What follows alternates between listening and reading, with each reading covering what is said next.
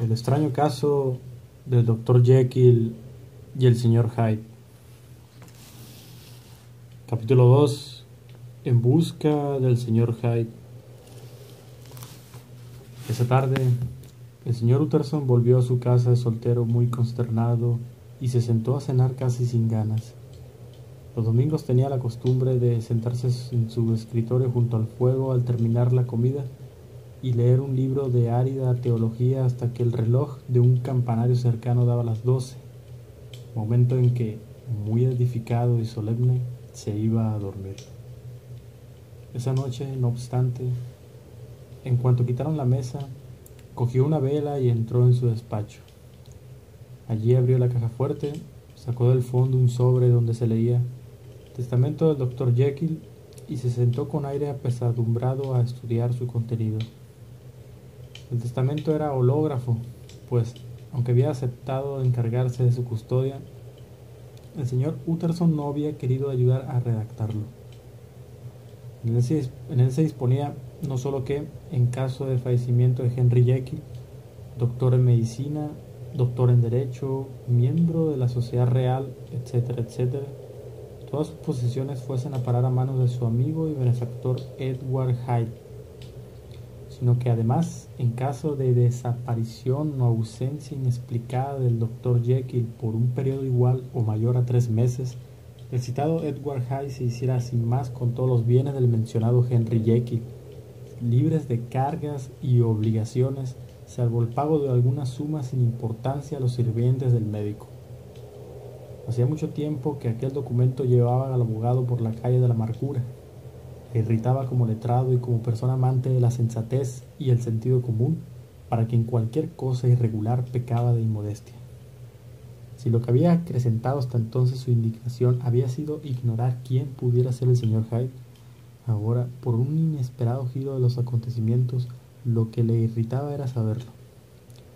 Mal estaba que aquel nombre no fuese más que un nombre del que no podía averiguar nada, pero mucho peor era que empezase a revestirse de atributos odiosos y que, de la bruma cambiante e insustancial que lo había cegado tanto tiempo, surgiera de repente la súbita y clara figura de un enemigo.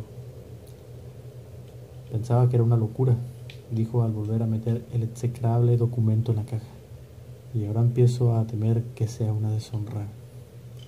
Luego apagó la vela, se puso un abrigo y se dirigió a Cavendish Square, esa ciudadela de la medicina donde su amigo, el gran doctor Lanyon, tenía su consulta y recibía a una multitud de pacientes. Si alguien sabe algo, tiene que ser Lanyon, pensó.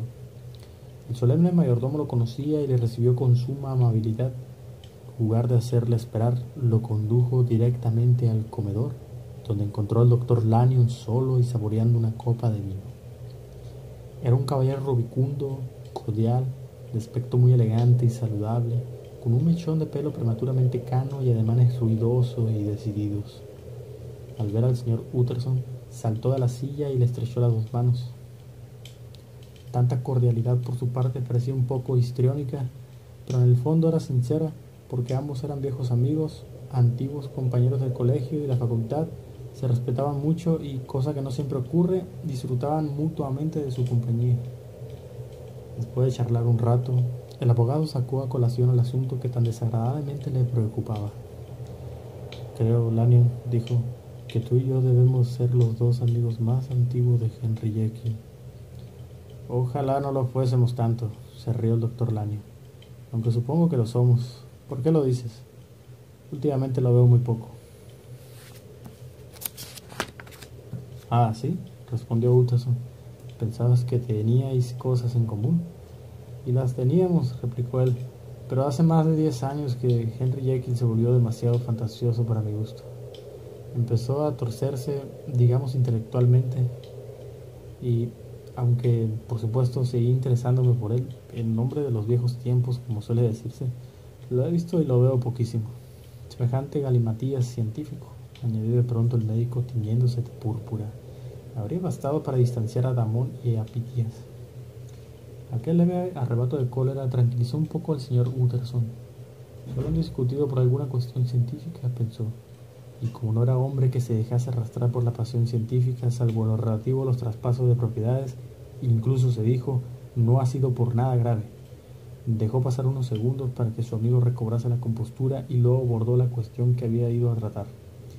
¿Alguna vez te has topado con un protegido suyo, un tal Hyde? Hyde, repitió Lamia. No, desde que lo conozco nunca he oído hablar de él. Y esa fue toda la información que el abogado se llevó consigo a su cama grande y sombría, donde no paró de dar vueltas hasta la madrugada. Fue una noche de escaso reposo para su imaginación atribulada, que se debatía sediada de preguntas en una negra tiniebla. Dieron las 6 en el campanario que había cerca del domicilio del señor Utterson, y todavía seguía hurgando en aquel misterio. Hasta entonces le había intrigado solo desde el punto de vista intelectual, pero ahora también su imaginación estaba interesada, o más bien cautivada, y mientras yacía y se agitaba en la densa oscuridad de la noche y la habitación encortinada, le pareció que la historia del señor Enfield se desarrollaba ante sus ojos como una serie de imágenes pintadas en un pergamino. Veía el vasto paisaje de las farolas de una ciudad en plena noche, luego la figura de un hombre que andaba deprisa, luego una niña que llegaba corriendo de casa del médico, y, cuando los dos se chocaban, aquel monstruo implacable la pisoteaba y seguía su camino sin inmutarse siquiera por sus gritos. O bien veía una habitación de una casa lujosa, donde su amigo dormía y sonreía en sueños. De pronto la puerta de la habitación se abría, apartaban las cortinas de la cama, despertaban al durmiente y ¡bet! A su lado había una figura que tenía potestad, incluso a una hora tan intempestiva, para obligarlo a levantarse y hacer lo que le pidiera. La figura de aquellas dos escenas acosó al abogado toda la noche, y cuando conseguía quedarse dormilado, era solo para verlo escabullirse aún más furtivamente entre las casas dormidas, o moverse más y más deprisa, hasta casi producir vértigo por los anchos laberintos de la ciudad iluminada por las farolas, y pisotear a una niña en cada esquina y dejarla gritando. Y, sin embargo, la figura no tenía un rostro reconocible. Ni siquiera en sueños tenía cara, o si la tenía resultaba desconcertante, pues se le emborronaba cada vez que la miraba. Así fue como despertó y se afianzó en la imaginación del abogado una curiosidad inmensa y casi incontrolable por contemplar las facciones del auténtico señor Hyde. Pensaba que si pudiera echarle la vista encima, aunque fuese una sola vez, el misterio se aclararía y tal vez se disiparía, como ocurre con muchas cosas extrañas cuando se examinan con cuidado. Podría averiguar el motivo de la extraña preferencia o servidumbre, llámese como se quiera, de su amigo e incluso de las sorprendentes cláusulas del testamento. Y seguro que sería un rostro digno de ver. El rostro de un hombre sin entrañas ni compasión, capaz de inspirar al impasible Enfield un odio duradero con solo mirarlo. A partir de ese día, el señor Utterson empezó a rondar la puerta del callejón. Por la mañana, antes de las horas de oficina; a mediodía, cuando tenía más trabajo y disponía de menos tiempo; por la noche, bajo la faz brumosa de la luna; con cualquier luz y a todas las horas, solitarias o concurridas, se encontraba el abogado con su puesto. Si él se dedica a esconderse, se decía, yo me dedicaré a buscarlo. Y por fin su paciencia se vio recompensada. Hacía una noche fría pero sin lluvia. Las calles estaban tan limpias como el suelo de un salón de baile. Las farolas, inmóviles en el aire tranquilo, proyectaban un dibujo constante de sombras y luces. A las 10 en punto, cuando cerraban las tiendas, el callejón se quedaba muy solitario, y a pesar del sordo y sempiterno rugido de Londres, también muy silencioso. Hasta los sonidos más leves llegaban muy lejos. Los ruidos domésticos de las casas a ambos lados de la calle se oían con claridad, y el rumor de los pasos de los transeúntes les precedían un largo rato. El señor Utterson llevaba varios minutos en su puesto cuando oyó unas pisadas rápidas y extrañas que se aproximaban. En el curso de sus patrullas nocturnas se había acostumbrado al extraño efecto por el que el andar de una persona concreta destaca de pronto entre el vasto zumbido y el estrépito de la ciudad cuando todavía se encuentra muy lejos. Sin embargo, nunca le había llamado la atención de un modo tan claro y poderoso, y cuando se ocultó en el umbral de una casa lo hizo con un intenso y supersticioso presentimiento de triunfo. Los pasos se acercaron rápidamente y se volvieron más ruidosos al doblar la esquina. El abogado se asomó desde su escondite y pronto pudo ver con qué clase de hombre tenía que vérselas. Era bajo e iba vestido con suma sencillez, y su aspecto, incluso desde lejos, producía una insólita repulsión en cualquiera que lo observara. Fue directo a la puerta, cruzando la calle para ahorrar tiempo, y al acercarse sacó una llave del bolsillo como quien llega a su casa. El señor Utterson se adelantó y le tocó en el hombro al pasar. ¿No es usted el señor Hyde? El señor Hyde se encogió y tomó aliento con un siseo, pero su temor fue solo momentáneo, y, aunque no miró al abogado a la cara, respondió con bastante frialdad. Lo soy. ¿Qué quiere? Me ha parecido que se disponía usted a entrar, respondió el abogado. Soy un viejo amigo del doctor Jekyll, el señor Utterson de Gown Street. Seguro que le habrá hablado de mí, y al encontrarle tan oportunamente he pensado que me permitiría acompañarle. El doctor Jekyll no está en casa, ha salido, replicó el señor Hyde soplándole el cañón de la llave, y de pronto, pero todavía sin levantar la mirada, preguntó: ¿De qué me conoce usted? ¿Podría hacerme un favor?, replicó el señor Utterson. Con mucho gusto, repuso el otro. ¿De qué se trata? ¿Me permite que le vea la cara?, preguntó el abogado. El señor Hyde pareció dudar, y luego, como impulsado por una súbita reflexión, levantó la cabeza con aire desafiante, y los dos se miraron fijamente a los ojos durante unos segundos. Ahora podré reconocerle, dijo el señor Utterson. Puede que me sea útil. Sí, respondió el señor Hyde. Yo también me alegro de que nos hayamos conocido. Y a propósito, querrá usted saber mi dirección. Y le dio un número de una calle en el Soho. Dios mío, pensó el señor Utterson, ¿será posible que él también haya estado pensando en el testamento? Pero se guardó sus pensamientos para sí y se limitó a musitar su agradecimiento por las señas. Y ahora, insistió el otro, ¿de qué me conoce? Me lo habían descrito. ¿Quién? Tenemos amigos comunes, respondió el señor Utterson. ¿Amigos comunes?, repitió el señor Hyde con aspereza. ¿Quiénes? Por ejemplo, Jekyll, respondió el abogado. Él no le ha hablado de mí, gritó el señor Hyde rojo de furia. No le creía usted capaz de mentir. Vamos, dijo el señor Utterson, ese no es un lenguaje apropiado. El otro hizo una mueca, soltó una salvaje carcajada y acto seguido abrió la puerta con una rapidez extraordinaria y desapareció dentro de la casa. El abogado se quedó un rato donde lo había dejado el señor Hyde, convertido en la viva imagen de la inquietud. Luego empezó a andar a calle arriba, deteniéndose cada 1 o 2 pasos y llevándose de la mano al entrecejo como si estuviera sumido en la más profunda perplejidad.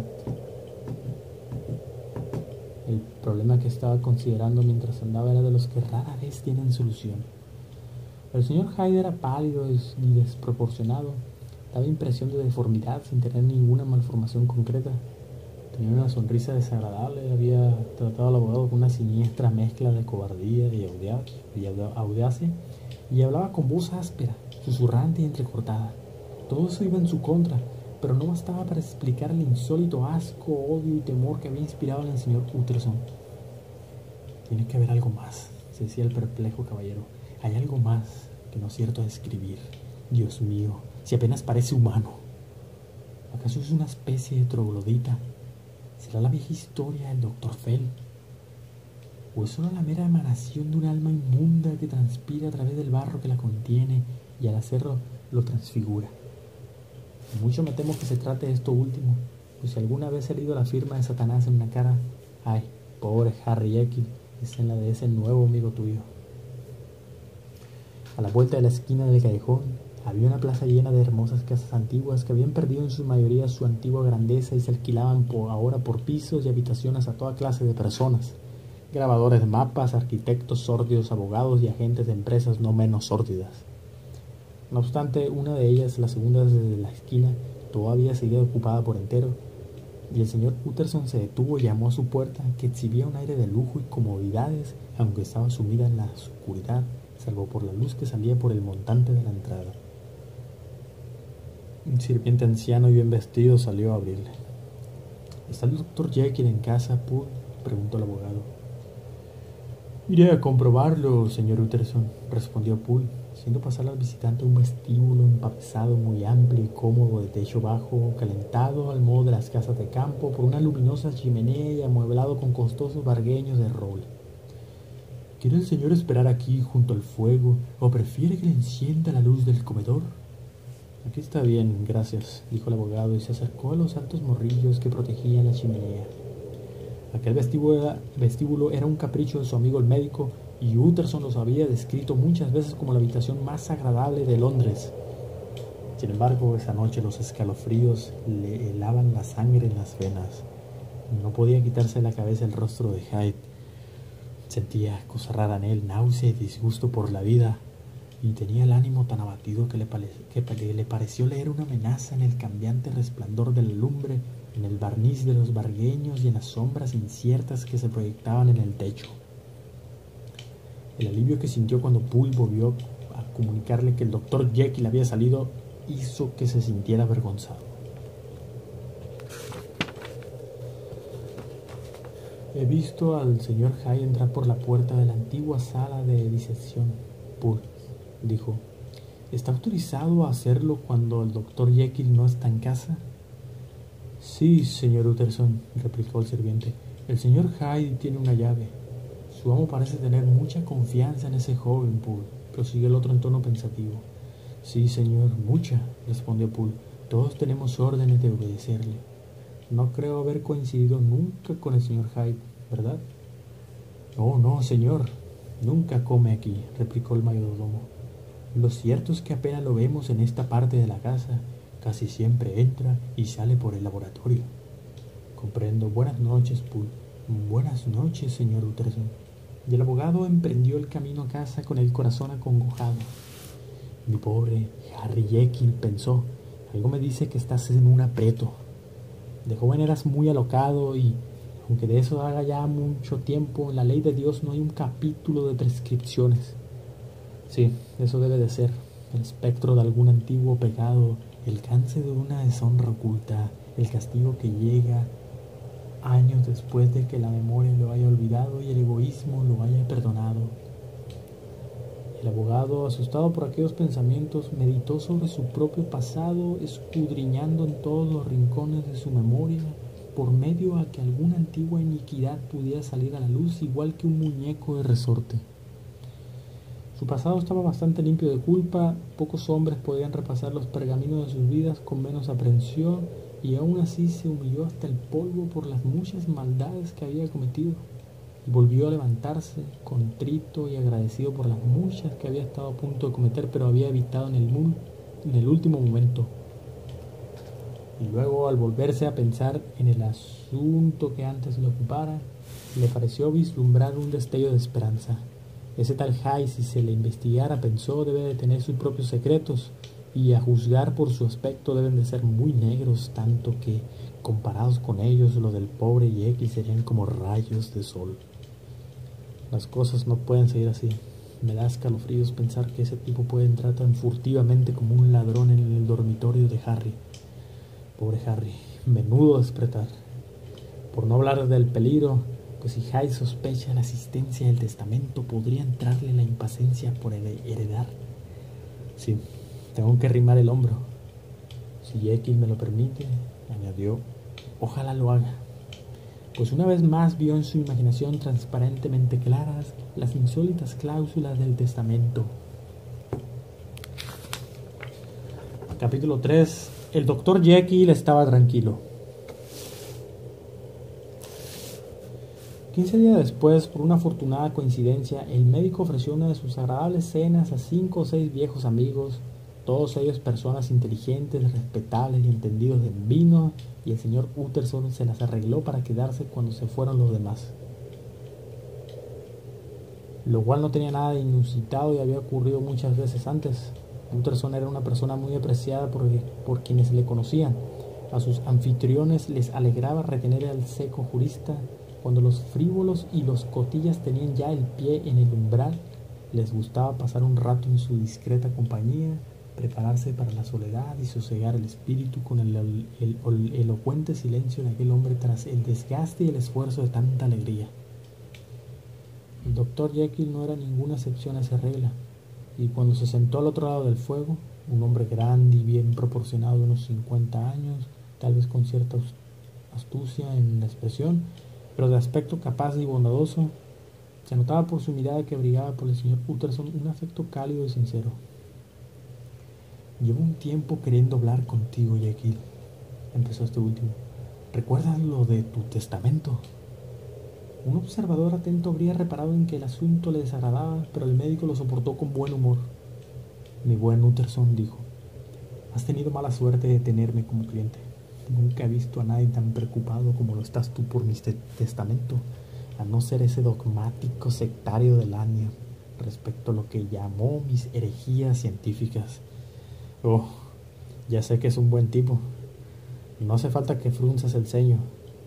Es un tipo estupendo y lamento que no nos veamos más a menudo, pero también es un dogmático sectario, un dogmático ignorante y redento. Nadie me ha decepcionado tanto como Lanyon. Ya sabes que nunca estuve de acuerdo, prosiguió Utterson, pasando por alto el nuevo tema de conversación. ¿Con lo de mi testamento? Sí, claro, lo sé, respondió el médico con un poco de brusquedad. Ya me lo has dicho. Pues te lo repito ahora, continuó el abogado. He averiguado algunas cosas del joven señor Hyde. El rostro grande y apuesto del doctor Jekyll empalideció y sus ojos adquirieron un brillo siniestro. No quiero oír más, dijo. Pensaba que habíamos acordado no hablar más del asunto. Lo que he oído de él es abominable, insistió Utterson. No me hará cambiar de idea. Tú no comprendes mi situación, replicó el médico con cierta incoherencia. Estoy atravesando unas circunstancias muy penosas, Utterson. Mi situación es muy extraña, mucho. No se trata de uno de esos asuntos que se resuelven con una charla. Jekyll, dijo Utterson, tú me conoces. Sabes que puedes confiar en mí. Confiésame lo que sea y estoy seguro de que podré sacarte del aprieto. Mi querido Utterson, respondió el médico, no encuentro palabras para agradecerte tu interés. Eres la bondad en persona. Sé que me hablas con sinceridad y si de mí dependiera, confiaría en ti antes que en nadie. Sí, incluso antes que en mí mismo. Pero no es lo que te imaginas, no es nada tan malo. Y para tranquilizar tu buen corazón te diré una cosa. Puedo librarme del señor Hyde cuando quiera. Deja que te estreche la mano y te lo agradezca otra vez. Solo añadiré una cosa más, Utterson, y espero que no te lo tomes a mal. Este es un asunto privado y te ruego que no le des más vueltas. Utterson reflexionó un poco mirando el fuego. No me cabe duda de que sabes lo que haces, dijo por fin, poniéndose en pie. Bien, pero ya que has mencionado la cuestión y espero que por última vez, prosiguió el doctor, hay algo que quiero que comprendas. Lo cierto es que tengo un gran interés por el pobre Hyde. Sé que lo has visto, me lo dijo, y temo que fuese grosero contigo. Pero la verdad es que tengo un grandísimo interés por ese joven. Y si muero, Utterson, quiero que me prometas que serás ecuánime con él y que defenderás sus derechos. Sé que lo harías si estuvieras al tanto de todo, y si me lo prometieras, me quitarías un gran peso de encima. No puedo fingir que llegará a caerme simpático, dijo el abogado. No es eso lo que te pido, rogó Jekyll cogiéndolo del brazo. Solo te pido que seas justo y que lo ayudes en mi nombre cuando yo no esté. Utterson soltó un irreprimible suspiro. De acuerdo, dijo. Lo prometo. El extraño caso del Dr. Jekyll y Mr. Hyde, Robert Louis Stevenson.